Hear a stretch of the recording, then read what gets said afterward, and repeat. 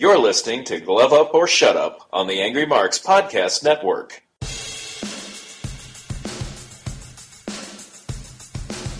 You're listening to Glove Up or Shut Up on AngryMarks.com with Peter H. and Stevie J. Find them on Twitter at HardcoreCDN and at AngryMarks. And now, for all news, reviews, and interviews in mixed martial arts, it's time for Glove Up or Shut Up from AngryMarks.com. And welcome everybody to another episode of Glove Up or Shut Up right here on AngryMarks.com. My name is Peter H. and I'm joined once again by my co-host from Omaha, Nebraska, Stevie J. Are you ready for 3 UFC cards in 3 days? I guess. If a weekend of MMA is like a meal, this is the buffet. Yeah, this is the smorgasbord. We're getting our fill and then some. So we got some news to get out of the way first, then we'll break down all 3 shows, and next week we're going to preview another show on Wednesday. That's right, in Sioux Falls, and our friend Paul Fontaine will be there. 4 shows in less than a week for UFC. This is the definition of overkill. If it's more than you want to watch, then yes. Let's start with some quick news hits. Ricardo Abreu has been informed of a potential USADA doping violation following an out-of-competition test.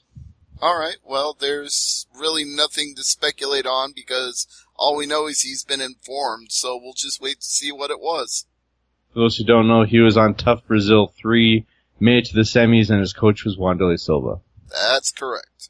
So Pete Williams is going to be in the Hall of Fame, and if you missed that fight, this is back in the dark ages of the UFC, but Pete Williams and Mark Coleman, UFC 17. That was May 1998, so he's going to the Hall of Fame. That was a fight. That was a war. And it's available on Fight Pass, so it may have been from what Peter just called the Dark Ages, but that doesn't mean you can't go watch it right now. I just remember the quote I saw. I can't remember when I saw it, but it was very recently. Coleman remembers the fight and the loss. He says, quote, "He was kicking me in the bleep teeth." All right, so I'm just going to read the headline, Stevie, and you're going to know more about this than I will, but I know you would have an insight into this. There was a training camp breakup between the Fodor brothers, and now their fight is becoming a grudge match. Right. Well, they're brothers, but they're adopted brothers, so they're not like brothers. No. They're like brother from a different mother, almost. I guess you could say that. Let's talk about Frank Mir real quick. Do you think, yeah, well, I know real quick. Do you think that he will be released by the UFC?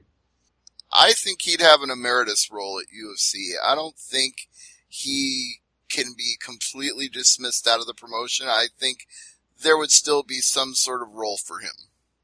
Even with the looming drug suspension? Even with that, I think he could serve out his suspension and still work for them in social media and fight breakdowns.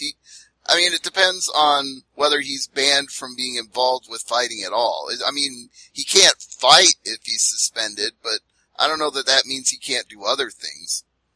True, but we did see him last against Mark Hunt in UFC Fight Night 85 and getting knocked out. That is true. So let's move on to this weekend's shows, and there's a lot more of like this week's shows, because we don't even get to UFC 200 till Saturday, so you should say this week's shows. Yeah, this week's shows. Do you think we're going to see someone foolhardy enough to go to all 3 shows in Vegas? I imagine that 1 or 2 of our friends will probably try to go to all of them.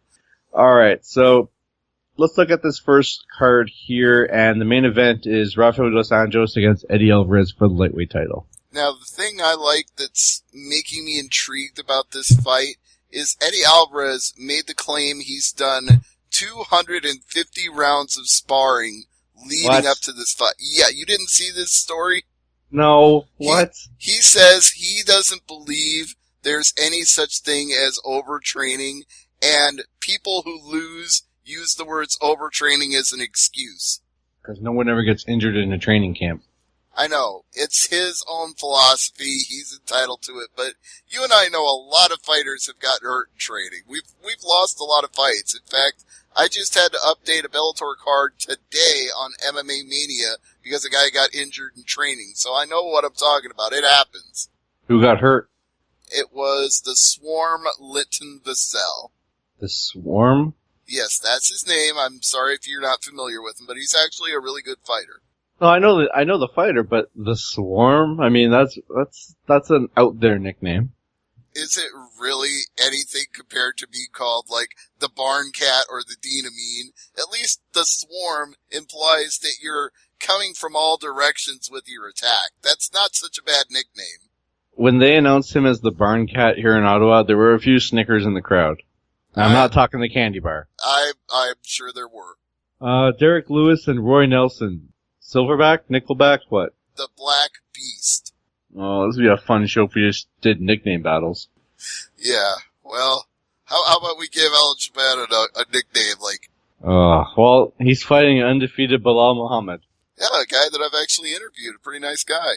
9-0, he's got nothing to complain about. No, he's a quality fighter. This should be a heck of a fight.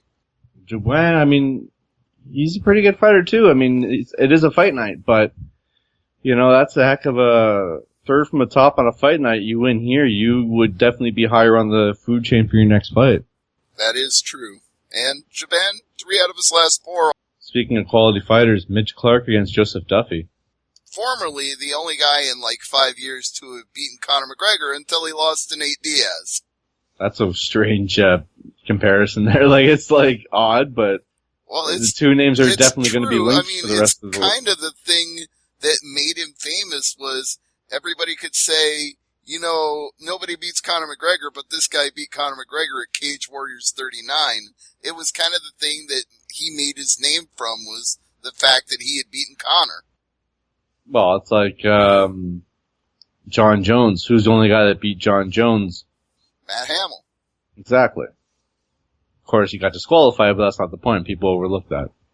Now, what about this prelim card? We got lots of fights on here. I see John Makdessi here against Mehdi Baghdad. Yes, that's a good fight. Russell Doan and Pedro Munoz at bantamweight. That's a quality fight. Yeah. Gilbert Burns and Lucas Sajewski. Yeah. 10-1 and 13-1. That's pretty good. Right, but who are the 13 that Sajewski I has fought? know. We always have this argument when you have these names that, you know, are, what was the term we came up with? Not Wikipediable or something? Yeah, the people who are not notable enough.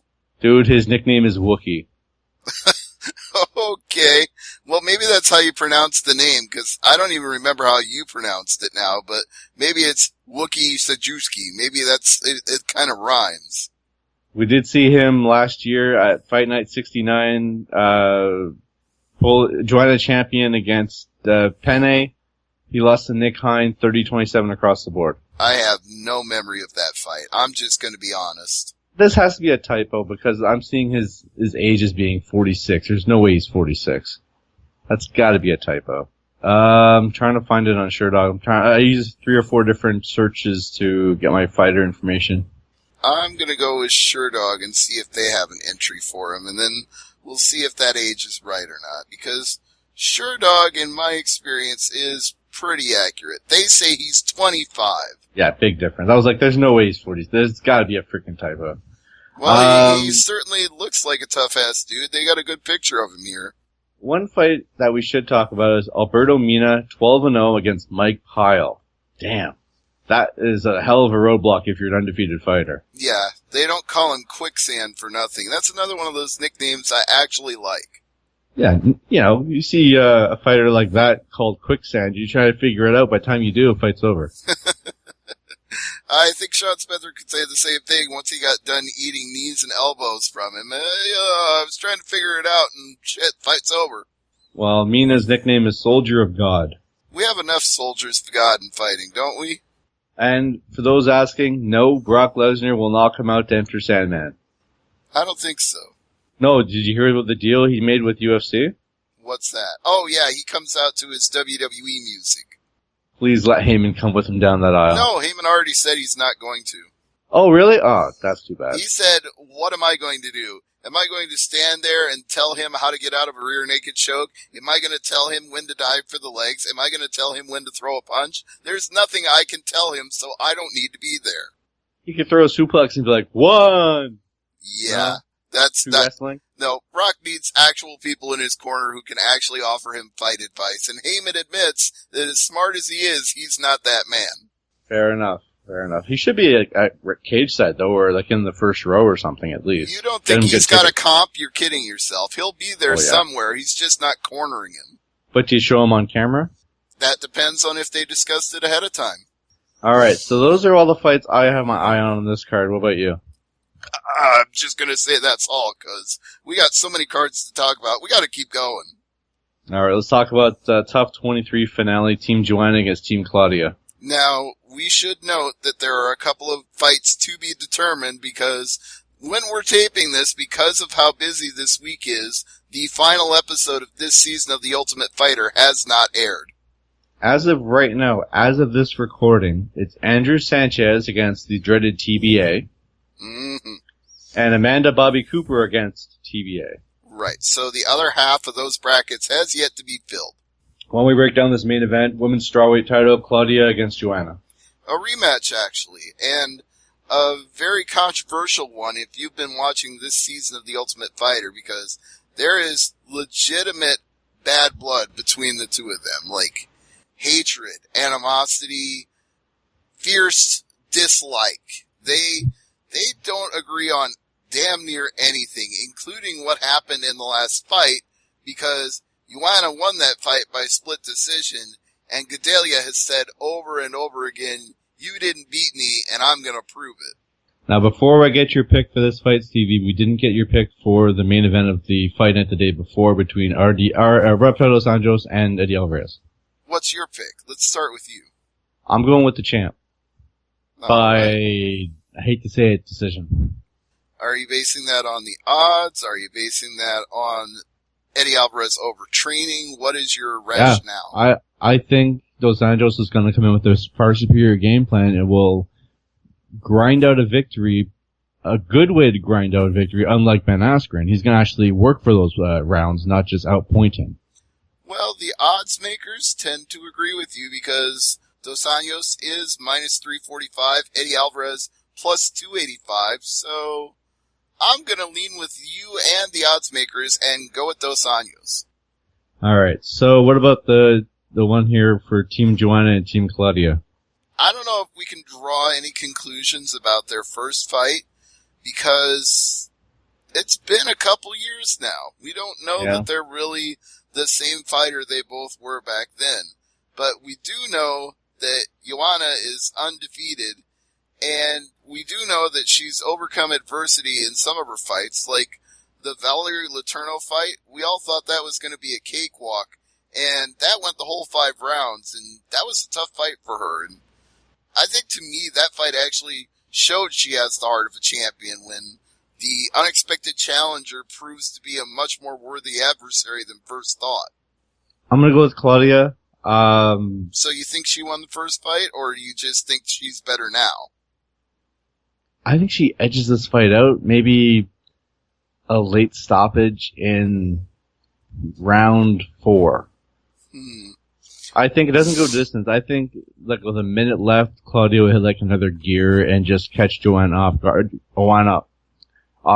and just the fight will be over with like 30 seconds left, and the adrenaline dump after the fight will definitely be evident because she tried and did stop the champ in that 4th round, preventing it to go to a 5th.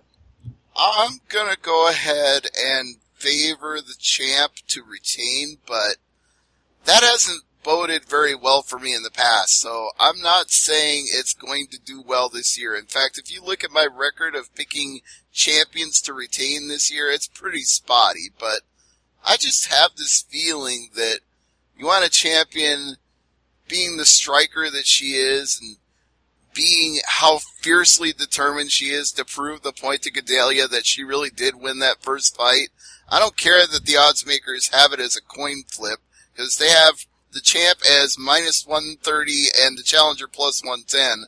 I'm just putting all that aside and saying this is too personal for Joanna. She can't afford to take a loss here, and you're gonna have to put her lights out to stop her. It's gonna be an entertaining fight, though, no matter who wins. It is the biggest grudge match the strawweight division has ever had, bar none. Yeah. Depending on how this fight ends, I'd be very happy with the rematch here. I mean, if they split and it's tied 1 apiece, then yeah, you might want to have a rubber match, but then they might each need to have another fight before that happens. True.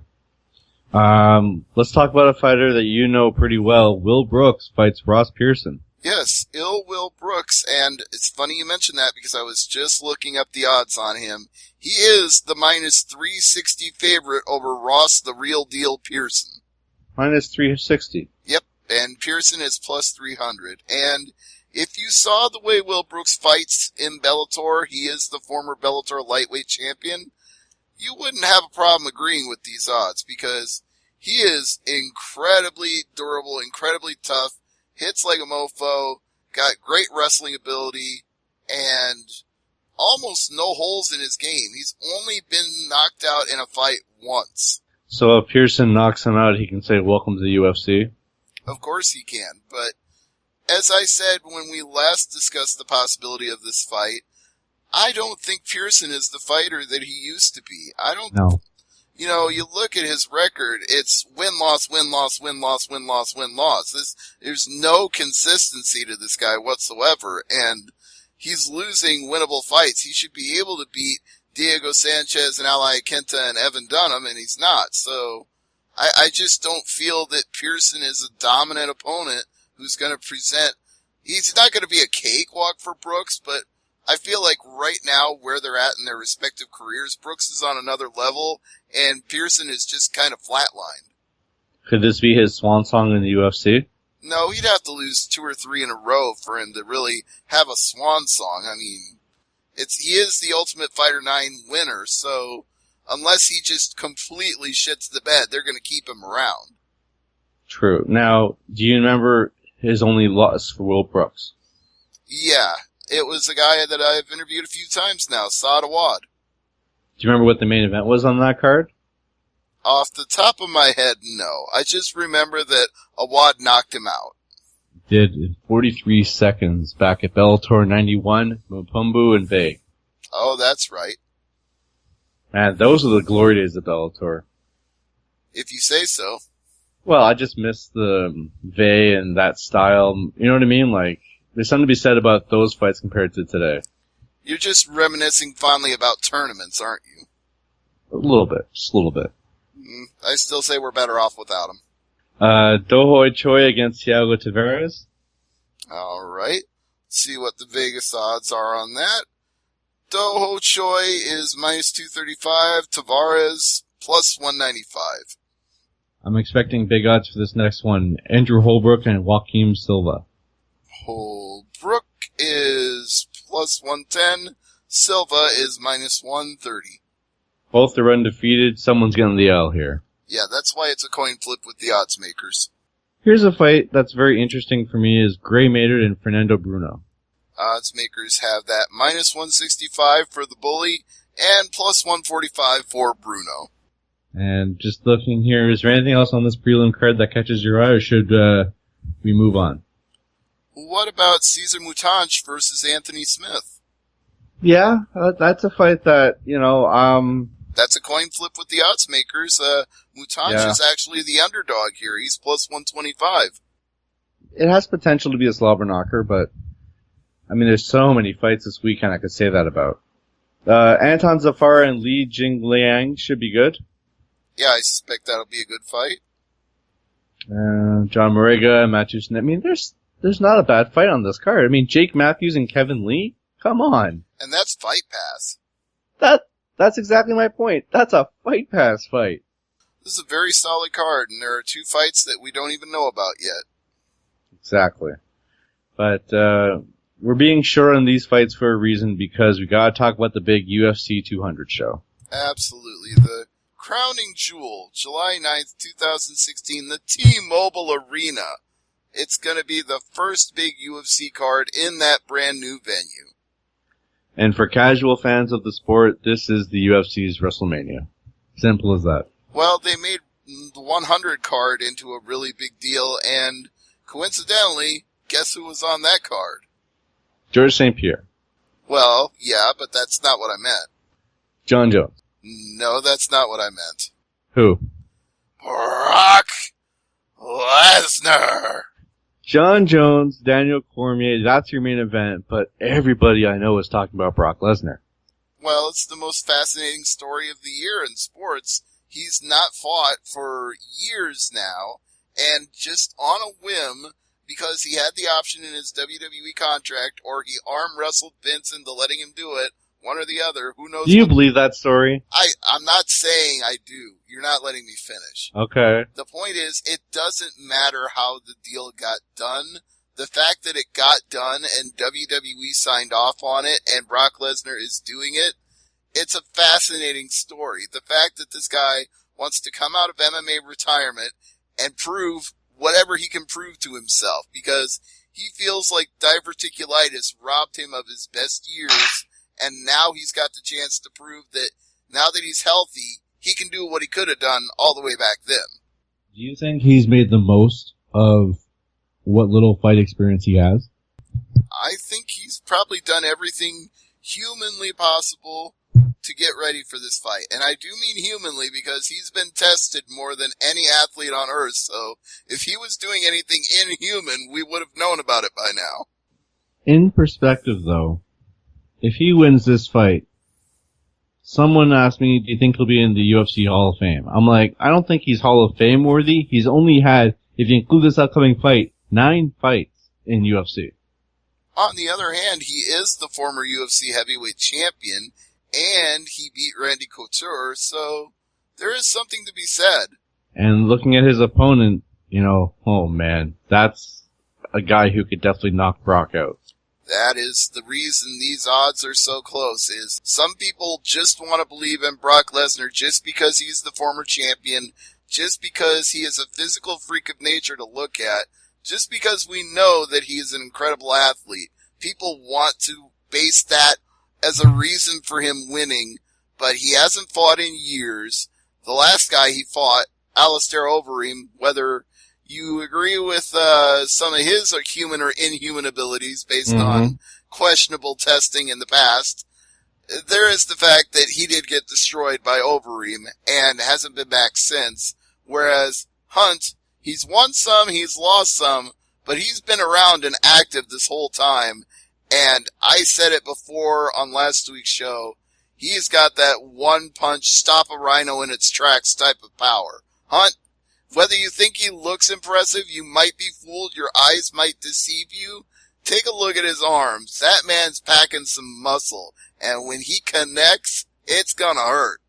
The weigh-ins will be very interesting to see these guys on the scale for sure, because I remember Brock had to cut down to make the heavyweight limit. Actually, they both do. They're both going to be tipping the high end of the scale for this. That's true. If he wins here, do you think this is the end? I mean, obviously it's we don't one have to and done. win. We already know that. It is. You don't think the bug will ever come back after this? No, he's doing this to prove a point, win or lose. He just wants to prove he can do it. And WWE has already said, we're letting him do it so he can prove the point, and then that's it. He's back to being our guy again. But the problem I have with this is that the WWE is not promoting this one bit. You would think someone of a caliber of Brock Lesnar being on the biggest show at UFC would garner some type of promotion, cross promotion. And Stephanie McMahon even said we don't consider UFC competition, direct competition. The only mention of his name was the announcement of his opponent at SummerSlam in August. That's it. They have their own agenda and they're sticking to it, and they're giving themselves an easy out if he loses. Then they can say, we didn't build this up the whole time only for our guy to get destroyed. Whereas if he wins, they can easily tout that saying, look what our guy did. He went to another sport and totally dominated. So that's why they're not promoting it. They're covering their ass. So if he wins on Saturday, do they promote it on Monday saying, look, here's still photos and all that stuff? That's exactly what I just said, dude. That is what they will do. If he wins, they'll make a big deal out of it. And if he doesn't, they'll just move on. Wow. I just feel like it's a lost opportunity, that's all. Just put yourself in Vince McMahon's head. Don't think about it like a rational person. Yeah, that will work out real well. Don't think about it like a rational person. Think about it from a McMahon point of view. They're doing what a McMahon would do. What, walk funny? No. Only promote things that benefit them directly and not anything else. Alright, well, I'm actually gonna go with Brock Lesnar here. I hope he wins, but Hope springs eternal, but he's not the favorite. It's minus 170 to Hunt. I know. I think Brock wins. I'm gonna say knockout because I really don't think he's gonna submit Hunt. It seems unlikely. It's not impossible. It seems unlikely. He did tap out Shane Carwin. Yeah, and that was a pretty epic fight because Brock nearly got destroyed in the first round, and that submission in the second was pretty much a miracle. Yeah. Alright, so let's talk about the real main event here. Jones, Cormier, the grudge match, the rematch, whatever you want to call it. Who do you got? Jones is the minus 300 favorite. I see no reason to disagree with that. I like the interim champion Cormier. I think he's a great fighter, but I think John Jones is his kryptonite and always will be. I am going to disagree with you. I think the champion retains here. And, they're both champions. It's a unification fight, but I'm gonna go with Cormier. I respectfully disagree.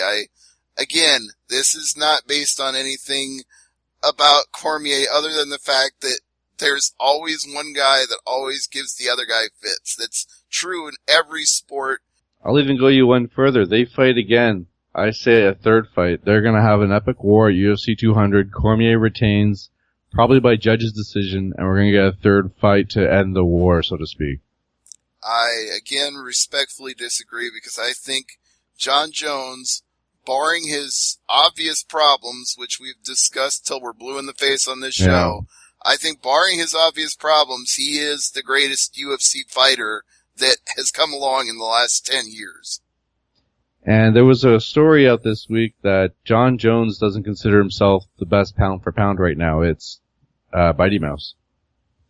Well, he's entitled to that opinion, but as somebody that actually votes in the rankings panel, I'm probably going to disagree with him. You don't think Mighty Mouse is better pound for pound than John Jones? I think John Jones, if he fights the way John Jones is capable of fighting, he is the greatest fighter out there today. That's why you fight the fights, though, right? Yeah, that's true. Now, what about Miesha Tate and Amanda Nunes? This is going to be a hell of a fight. I want Miesha Tate to retain. I'd like to see her do it because I feel like she worked so long and so hard to get there. Yeah. But Nunes is not going to roll over for her. Tate is the favorite at minus 250, but you just look at the things that Nunes has done in fights in the past, and she is a very capable and very talented fighter. She's got 3 wins in a row. She's won many of her fights by TKO, which means she just beat her opponent until they couldn't get up and fight back anymore. That's always the sign of a dangerous opponent.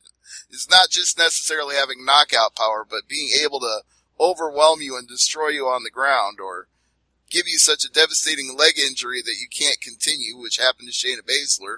So I am not looking past Amanda Nunes. The one Achilles heel that she has, which Tate can take advantage of in a 5-round fight, is Nunes starts out really hard and really fast in fights. And if it goes her way, that's great. But if it gets to the second or third round, she starts getting in a little bit of trouble. Now, I'm not saying that she didn't work on her cardio for this fight, because every fighter does for every fight they have. But she is very muscular. It does take a toll on you. That blood takes a lot of oxygen out of you, feeding those muscles. She's going to be gassing, and that's going to be the time when Miesha Tate's going to have her way with her. Do you think that Nunes will get caught in a choke like the former champion did? I don't know if she'll get caught in a choke like Holly Holm, but I do know that if I had to give any round to either one of them without even seeing the fight yet, I would give Nunez the first round. The second would be a coin flip, and every round after that I would expect Tate to win. Now, Tate's boyfriend, Brian Caraway, is talking some talk there and saying he wants to be the first champion couple in the UFC. Well, he's working his way up the ladder, but he's not a contender yet. No. I was like, win a couple more fights, then come back and say that. Yeah, you're number 4 right now, so how about you beat Faber or Sun Sao, and then we'll talk. Damn, those are both good fights. Mm-hmm. Alright, I'm gonna go with Tate on this one, but it's gonna go to another decision. But Right. An entertaining fight nonetheless. And I think it ends up being like 48-47 or 49-46 for Tate. Jose Aldo, Frankie Edgar for the interim featherweight title. My heart wants to say Frankie Edgar, because he has worked to earn this fight for so long, Yes. and he finally gets it, and it's not even for the title. And I almost feel bad for him for that, but at the same time, it's been such a long struggle that even if it's an interim title, I still really want him to win it. But this is absolutely 100% toss a coin in the air. There's no favorite here. They're both minus. They're both, Edgar is minus 115, Aldo is minus 105. Do you think either fighter will throw down the title saying this isn't the real belt is around Conor McGregor's waist? I have no idea what either one of them will say. I think of the two of them, Aldo would be the more likely to issue an immediate challenge to Conor, because he's got some obvious beefs with him. Well, yeah, he says that knockout was a fluke. If we fight, another fight, things will be different. You could say all of that until they actually do meet again, if they ever do. If. If, I know. We gotta wait for the Diaz fight first. Oh, this is such a hard fight to call. I know. It comes down to the skill sets, really, because if Edgar can get it to the ground and frustrate Aldo, he's capable of winning this fight. But when it comes to his speed and his accuracy, Conor McGregor is literally the only person who ever made Aldo look like a fool. Aldo has made everybody else look like the fool. He is an incredibly good striker who got caught by a really good punch on a really good day for a really good fighter, which can happen to anybody. But if you look at his overall record of accuracy, and I'm not just talking with his hands, I'm talking his knees, his feet, Aldo is a beast. But he is getting up there, though. Yeah, a little bit. I mean, 29 is not that old. Yeah, but some fighters from Brazil, they're aging much different than other fighters. You're though. talking about the way that they overtrain, which seems to be a recurring theme on this show. Mm-hmm. I don't know. Nobody now, they train really hard. Is it too hard? I can't say. I'm not a member of that camp.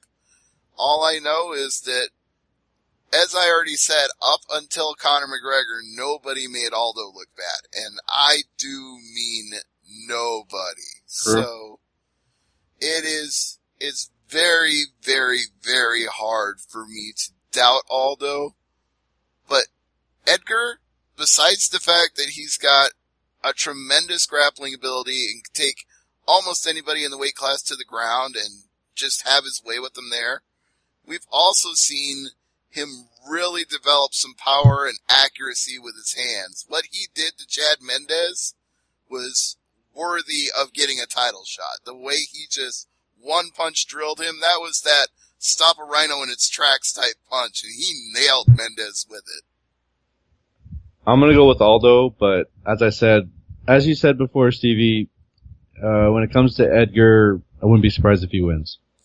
Nothing would surprise me in this fight. In fact, a draw would not surprise Don't me. say that, cause then, no, we have to have a winner for this one. I want there to be a winner. Trust me. I'm just saying a majority draw would not be shocking because these two are both so damn good. I could see it being dead even. I could see one round being 10-10. I could see somebody getting a 1-point deduction for an accidental kick to the groin. I could see a million ways this ends up being a draw. Man, oh man, there was a fight last week, with, Chuvalo and Miletich on commentary, and the referee called a 1-point deduction. It just grazed the cup, and the ref went 1 point, and I'm like, really? Like, I don't know if the judges or the referees are going to be on point on UFC 200, but if they're gonna call a groin shot on this show, they better have a groin shot on this show. There shouldn't be any, wishy-washy calls on this card. I'm hoping for let the fighters fight the fights here. Right, like the guy didn't double over in pain, or it just accidentally grazed it along the waistline. It didn't really hurt him. Exactly. I mean, yeah, you can have some technical fouls in that kind of situation, but if you want a foul to actually count in this case. Like, if you're going to give him 1 point, he better have just straight up punted him in the gonads. Because we're not talking this fight, a loss here would cost this fighter a little bit of money. No, this is one of the biggest fights on one of the biggest cards of the year, so every little thing counts. You're under a microscope on this one. Please let everybody pass the drug test as well. Just want to throw that in there. Again, I think most of the people on this card, and in particular Brock Lesnar, have been heavily tested. Do you think he got woken up at 6 in the morning for a urine sample? I think he got woken up at 6 in the morning. I think he got followed on a hunting trip. I think when he went out to milk his cows, there was a guy waiting. I want to be that guy knocking on his door. Excuse me, Brock Lesnar, time to take a urine sample. An angry 6 a.m. Brock Lesnar staring at you. What? Except, I don't see Brock as actually being mad about that. I mean, everybody's got this overblown idea of Brock Lesnar as being irascible and hard to deal with. But he is a professional. If there's something he needs to do because it furthers his career, he's not going to bitch and moan about doing it. He's not that kind of guy. He may not have tolerance for other people and their bullshit, but when it comes to being an athlete, he's going to do whatever he's going to do to be the best athlete he can be and not begrudge or gripe about it, because to him, it's all part of the grind. All right, let's go from one heavyweight to another heavyweight. Cain Velasquez and Travis Brown. Yes, Cain Velasquez back in the UFC. Yeah. And this fight is going to answer a whole lot of questions about whether or not Cain Velasquez can work his way back up to the top of the mountain. Do you think a loss here means would be pretty devastating? Yeah, man, there's a fighter who's had his up and down, that's for sure. And it puts Travis Brown in the catbird seat if he beats him, because he's number 7 and Cain is number 2. So you knock off the number 2 guy in the division.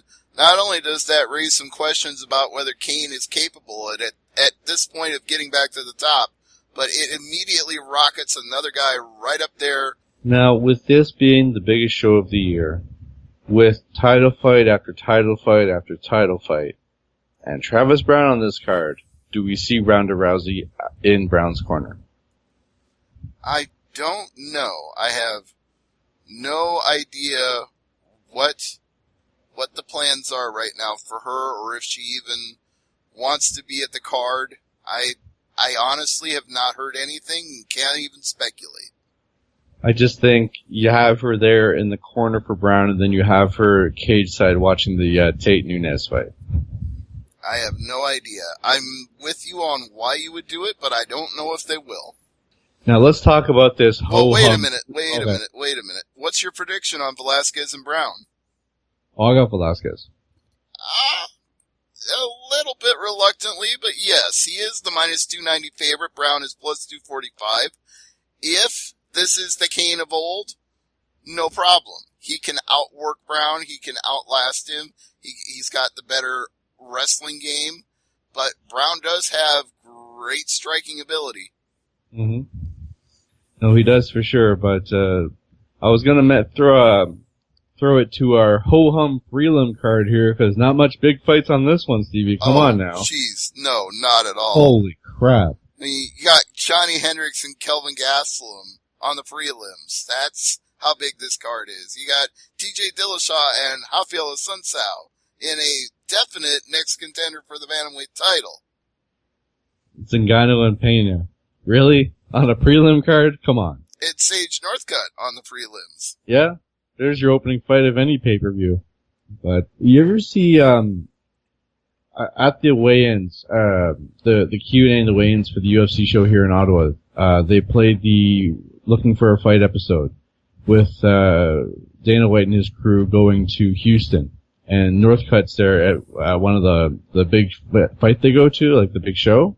And you see Northcutt's family. And Dana White says, this is the best looking family I've ever met. Each one he meets is more better looking than the last. It's a really good episode. Yeah. Well, most of those are. I mean, that's the same show where they found Mickey Gall to fight CM Punk. That's true. That's true. But, I find Matt Serra steals the show on that one for sure. Well, Sarah and Nick the Tooth are both very colorful characters. But, Northcutt coming off that loss wants to prove a point here. He's on the biggest show of the year. I think he pretty much begged to be on this card. I Oh think, God, yeah. Yeah, I remember reading an article where he actually said, I told Dana White, put me on this card. Yeah. Well, he's lucky to be on it because where else would you put him? I mean, look at the Fight Pass fights even. Yeah, Sanchez, Lozon. That's like a main event of a UFC pay-per-view 7-8 years ago. And Gomi, Miller, and Musashi Santos. I mean, there is no weak fight on this card. This is literally the biggest UFC card. Not of all time, perhaps, but definitely of the week and certainly of the year. On the quick tip, I'm going to say Zingano, Hendricks, Asuncao, and Northcutt. I'm going to say Zingano, Hendricks, Dillashaw, and Northcutt. And the prelims on Fight Pass, I'm going to go with Sanchez, Musashi, and Miller. I'm going to go with Lozon, Musashi, and Miller. All right, so we did it. 3 shows back to back to back. We tried to, focus on some fights, and we just have to skip over others because there's just not enough time on this show. But Stevie, go back to this Cormier-Jones fight just for a second. Sure. All the promotion, all the smack talk, it's finally upon us. The fight will finally happen here. There's no injuries, there's no pushing the fight back. This is gonna happen. Do you think this is the last time they'll ever fight each other? Do you think this is the last war these two will have? Well, you seem to think that Cormier's gonna win, and if that's the case, they obviously have to fight again. So, building off that, you put this fight on the third and final encounter. Do you make this like the proposed Dallas Stadium show? Is that a big enough fight to fill that stadium? I don't know if it is by itself. Now, let me be clear that I'm referencing a subscribers-only show, and if you didn't hear this discussion, I apologize in advance, but I listened to Brian Alvarez and Dave Meltzer discuss UFC and ticket sales for 3 shows in 3 days in a row in Las Vegas. And you raised the question at the beginning of this show, do we have any friends who would be crazy enough to go to all 3 of them? Well, I definitely know reporters who, if they got their credentials, would go to all 3. I know a few fight fans who would go to all 3 if they have the money to. But the money is going to be an issue here because T-Mobile did not sell out for UFC 200, and some of the most expensive tickets were still available as of yesterday. So, it's definitely going to be a tricky question of how can you fill up a stadium in Dallas or anywhere else with 100,000 people if you're going to charge those kind of prices for tickets. UFC would have to actually be willing to bite the bullet and say, we're going to give some $25 tickets or some $50 or some $70 tickets up in the nosebleeds if you want to put 100,000 people in a building. And they're going to have to do more than just Jones Cormier if there's a third fight. They're going to have to put Conor McGregor on it. They're going to have to put Ronda Rousey on it. If they want 100,000 people to be there, they're going to have to make it one hell of a special card. Do you think the return of GSP would tilt the scales on that one? I sure think it wouldn't hurt because you'd get a lot of Canadians who would fly to Dallas to see that fight. Yeah, I'm just thinking of the next big stadium show they could do, and Cormier-Jones as one of the top fights, that would do it. That was one of their last huge cards, was going to Toronto with GSP on the card, was it not? Wasn't that the last time they drew a super huge crowd? Skydome. Yeah, the Skydome. Yeah, that was, I'm going to look up the actual attendance. that was Shield's GSP, I believe. I'm looking it up right now. Estimated attendance of 55,724. Yep. So, yeah, if you're talking about doing a stadium show, having GSP on it sure as hell wouldn't hurt. But I'm really looking forward to that show. I'm looking forward to all the fights, especially the main events for all three, especially because, who doesn't love a good title fight? Yeah, if you like title fights, this is the week for you. And here's Mighty Mouse on the sidelines. Am I fighting anybody this weekend? No? Okay. Like, who I got a fight left in the division? I, at this point, have him beat everybody twice. It's his farewell tour. Gotta beat you twice I gotta beat everybody twice before I can go to the next weight class. I don't see him going to the next weight class. Neither do I, actually. I was thinking about that, but I said, I'm like, wait, no, that wouldn't make sense. No, he would retire. If he cleans out the division a second time, he'll probably just quit. Can you imagine him as a coach?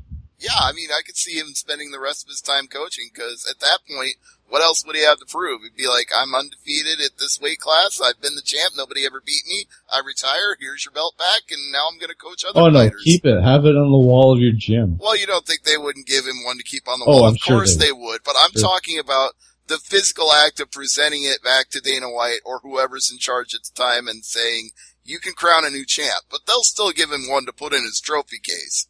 That'd be one hell of a Hall of Fame speech, though, because he would definitely be in there. Long time ago, in a galaxy far away, there was... I'll start with the Star Wars. No, just let me finish, please. Okay. Long time ago, in a galaxy far away, I once read a story that I never had confirmed and never looked into with any detail that said that every time a UFC champion fights, they mint a new belt for that fight. They don't bring out the old belt, they present them with a new belt each time. I never verified, I never looked into that. Sounds like a waste of money. Well, UFC would be making more money than anybody else on the planet in the terms of combat sports, so they could probably afford to waste that money if they really wanted to. Well, I know the replica belts you can buy as a fan are $600. Right. The real ones are obviously... Times that by how many weight classes, every time there's a title fight, Jesus. Well, exactly. Although some of those belts will be a little smaller than others. Yeah, I don't think DJ is going to be wearing the one that Miocic is wearing right now. No, definitely not. All right, well, that's going to do the show this week. Stevie, what's on tap for Thursday Night AMP? I'm not even trying to think about it. I'm just trying to get through all these fights.